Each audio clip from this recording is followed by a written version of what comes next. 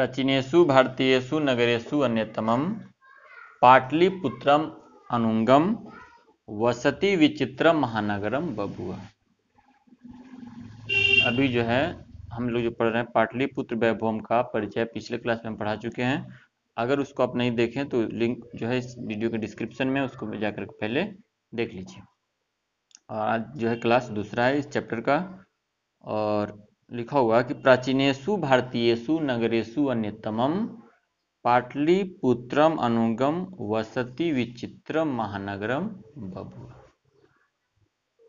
कह रहा कि प्राचीनेषु भारतीयेषु नगरेषु, कह रहा कि प्राचीन भारतीय नगरों में, प्राचीनेषु भारतीयेषु नगरेषु, देखिए सब में सप्तमी विभक्ति है।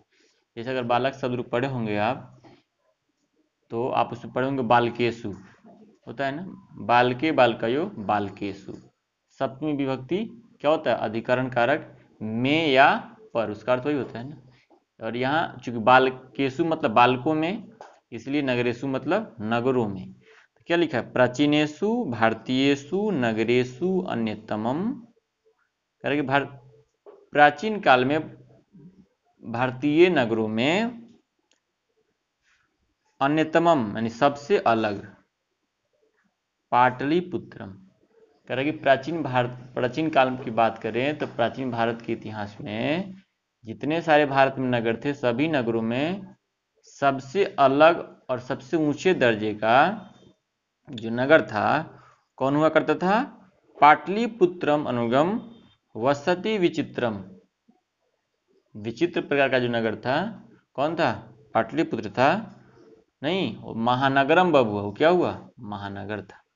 कह रहा कि प्राचीन भारत में जितने सारे शहर थे, सभी शहरों में सबसे विचित्र और सबसे ऊंचे दर्जे का जो था, कौन सा महानगर था?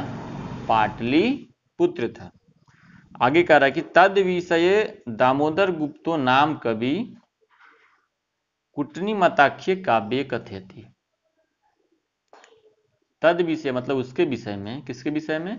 पाटलिपुत्र के विषय में, जो उस समय सबसे अलग और सबसे ऊंचे दर्जे का महानगर हुआ करता था, उसके विषय में कह रहा है क्या? दामोदर गुप्तो नाम कवि, किस नाम की कवि ने? दामोदर गुप्त नाम का जो कवि थे, उन्होंने कुटनीमताख्य काव्य, उन्होंने जो काव्य की रचना की थी, उस काव्य का नाम था कुटनीमताख्य। कह रहे उस कुटनीमताख्य जो काव्य है, उस काव्य में इन्होंने इस नगर के बारे में, यानी पटना नगर के बारे में चर्चा की है। क्या चीज कही है उन्होंने, उस बात को जरा देखिए। और आगे जो है इस श्लोक जो आप देख रहे हैं, इसी श्लोक के माध्यम से आपको दामोदर गुप्त जो है कुछ कहने का प्रयास कर रहे हैं। श्लोक क्या है? चलिए ध्यान से देखिए। अस्ति महितल तिलकम सरस्वती कूल गृहम महानगरम। कह रहा है कि अस्ति मतलब है, तिलकम महितल तिलकम, इस मही मतलब इस धरती पर। कह रहा है कि अस्ति महितल तिलकम, कह रहा है इस धरती पर तिलक स्वरूप सरस्वती कुल गृहम, सरस्वती का वास स्थान, सरस्वती का घर, महानगरम। कह रहा है इस धरती पर एक ठो महानगर है, जो क्या है?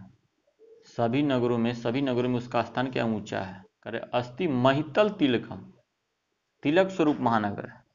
और क्या इसमें उपमा दी गई है?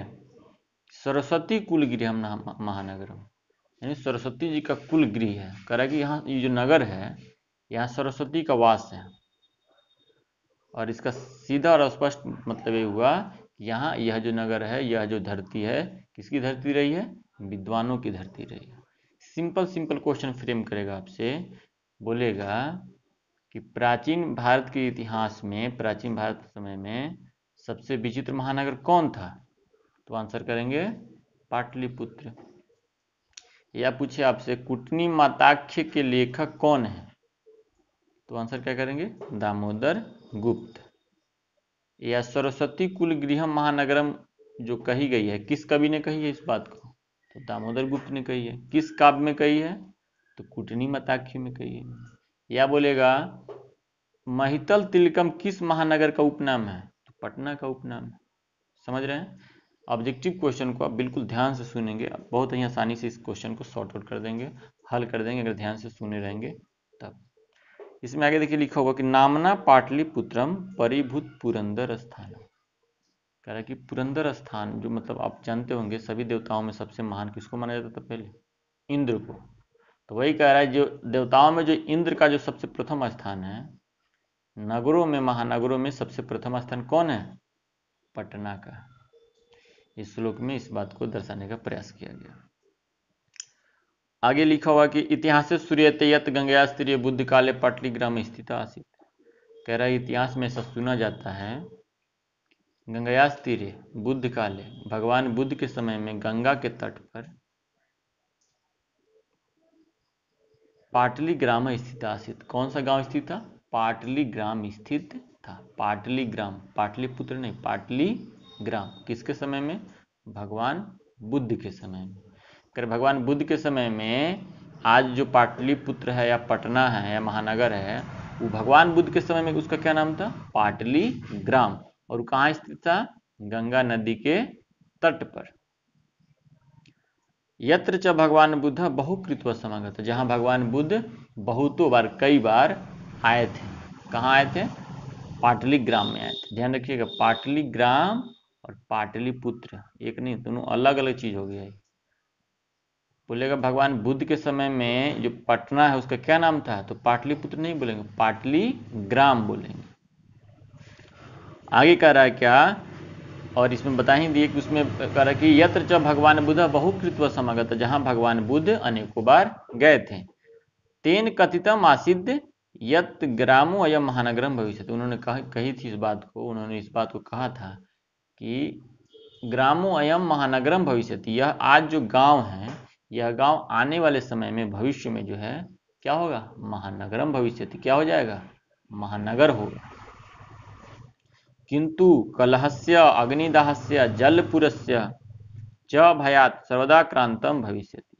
ये तो बोले कि ये अच्छी बात है कि यह जो गांव है पाटलिग्राम आने वाले टाइम में क्या हो जाएगा? महानगर होगा।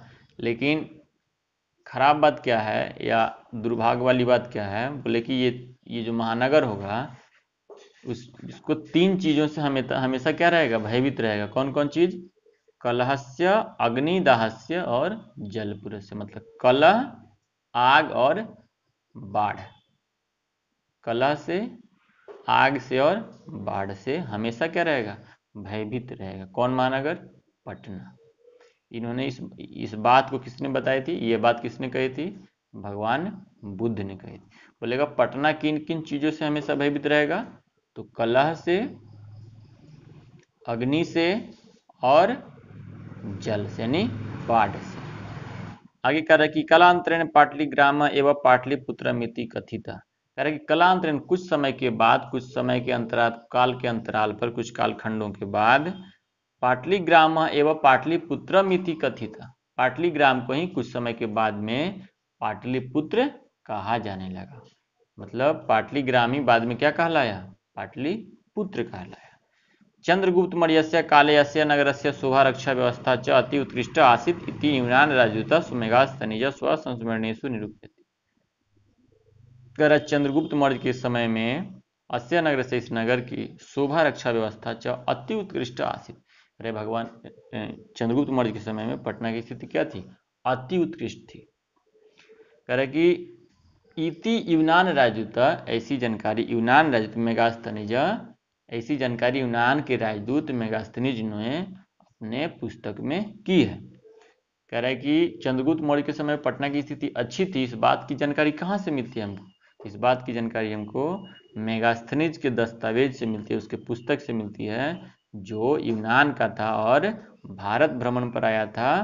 तो पटना में जब पहुंचा तो पटना में किसकी शासन थी, किसकी सरकार थी उस समय की? चंद्रगुप्त मौर्य की। तो उन्होंने उस समय की तत्कालिक स्थिति की चर्चा की अपने पुस्तक में, चंद्रगुप्त मौर्य की शासनकाल के बारे में। तो उन्होंने बताया इस बात को कि उनके समय में, चंद्रगुप्त मौर्य के समय पटना की स्थिति क्या थी? अति उत्कृष्ट थी। अब क्वेश्चन पूछेगा चंद्रगुप्त मौर्य के समय में पटना की स्थिति कैसी थी? तो आंसर करेंगे अति उत्कृष्ट थी। या बोलेगा यूनान का राजदूत कौन था, तो मेगास्थनीज था। या पूछे मेगास्थनीज कहाँ का राजदूत था, तो यूनान का था। या अगला क्वेश्चन इससे डिजाइन किया जा सकता है कि चंद्रगुप्त मौर्य के दरबार में कौन सा कवि वहां से आया था, तो मेगास्थनीज आया था। क्लियर। चलिए आगे कह रहा है कि अस्य नगरस्य वैभवम प्रियदर्शिन अशोकस्य समये सुतराम समृद्धम। कह रहा है कि इस नगर की जो वैभव थी, संपन्नता जो थी, इसकी प्रसिद्धि जो थी, अशोकस्य समय सुतराम समृद्धम, और अशोक के समय में और बेहतर थी। सुतराम समृद्धम शब्द को आपको ध्यान में रखना, सुतराम समृद्धम और बेहतर। अशोक के समय में सुतराम समृद्धम और चंद्रगुप्त मौर्य के समय में अति उत्कृष्ट। और इसमें एक क्वेश्चन और फ्रेम हो जाएगा, लिखा होगा कि प्रियदर्शिना अशोक से, मतलब प्रियदर्शी अशोक, और बोलेगा कि प्रियदर्शी किसका नाम है, तो अशोक का नाम। या अशोक का दूसरा नाम क्या है, उपनाम क्या है, तो प्रियदर्शी है। तो आज की क्लास को मैं ही खत्म करता हूँ। उम्मीद है आप इसको पसंद करेंगे। और अगर आपने मेरे चैनल को सब्सक्राइब नहीं किया तो प्लीज़ सब्सक्राइब कर लीजिए और अपने दोस्तों में इसको शेयर करिए जो मैट्रिक की परीक्षा की तैयारी कर रहा है उसको। तब तक मिलते हैं अगले वीडियो में, तब तक के लिए थैंक यू, बाय बाय।